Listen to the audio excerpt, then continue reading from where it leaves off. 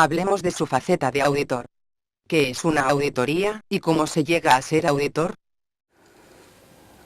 Bueno, la auditoría es una cosa relativamente reciente. Hay carreras que a lo mejor antes he hablado de medicina y uno dice, bueno, pues es una profesión en definitiva. Desde siempre ha habido médicos o alguien que trataba la salud de las personas. La auditoría es una cosa relativamente reciente. La auditoría nace cuando se divide la propiedad de una empresa con la gestión. Porque antiguamente, en la Edad Media, pues los grandes mercaderes italianos, por ejemplo, pues era la familia que controlaba una empresa y se producía esta confusión entre propiedad y gerencia. Cuando aparece la sociedad anónima a mediados del siglo XVIII, que por cierto, como anécdota, la primera sociedad anónima, con la filosofía, la mentalidad que se tiene hoy en día, es decir, la propiedad está repartida entre muchos socios, aparece en Holanda durante la Revolución Industrial, mediados del siglo XVIII. Y la primera sociedad anónima, entre comillas, no se le llamaba así, se constituyó para fletar un barco a las colonias españolas de Sudamérica para hacer, desde el punto de vista español, contrabando. Entonces ir ahí y hacer negocio y tal, y claro, si se encontraba por el camino un barco de guerra español, pues el final pues estaba muy claro. Por lo tanto, era una empresa muy arriesgada y se dividió la propiedad en muchas participaciones que eran libremente transmisibles.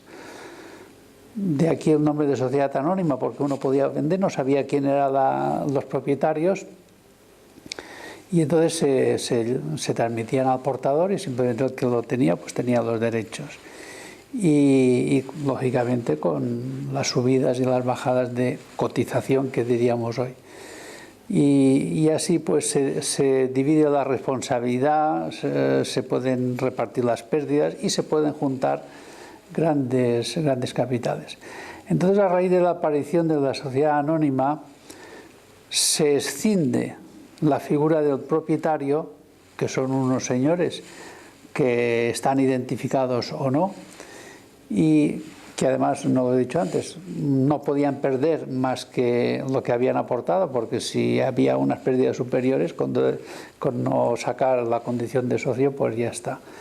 Entonces, por una parte está la propiedad, que pueden ser muchas personas, y por otra parte la gerencia, que puede ser además uno de los socios o no necesariamente.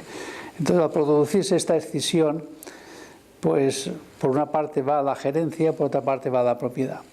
Ahora, ¿qué pasó con el tiempo? Pues hubo escándalos, quiebras, desfalcos, etcétera, etcétera. Caramba, y ha ido mal, hemos quebrado y el gerente nos decía que todo iba bien. Entonces, bueno, la idea es controlar al gerente para ver que las cosas funcionan como toca. Claro, si hay 100 accionistas en la sociedad, uno dice, pues no, yo voy a ver cómo están los números y iré a mirar y tal, pero claro, el accionista no tiene por qué saber de contabilidad.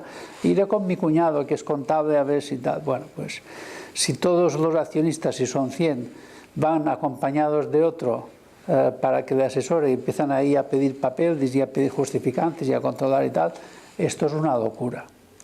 Y entonces a alguien se le ocurrió decir, bueno, pues nombremos a un profesional cualificado e independiente, es su especialidad, es su trabajo, es experto en esto, y que no tenga nada que ver con ninguno de los accionistas, ni con la gerencia, ni nada. Es un profesional independiente. Entonces, que mire la documentación de la empresa y, bueno, pueda decir si todo está bien o no está bien. Entonces, la auditoría como tal aparece a principios, mediados del siglo XIX.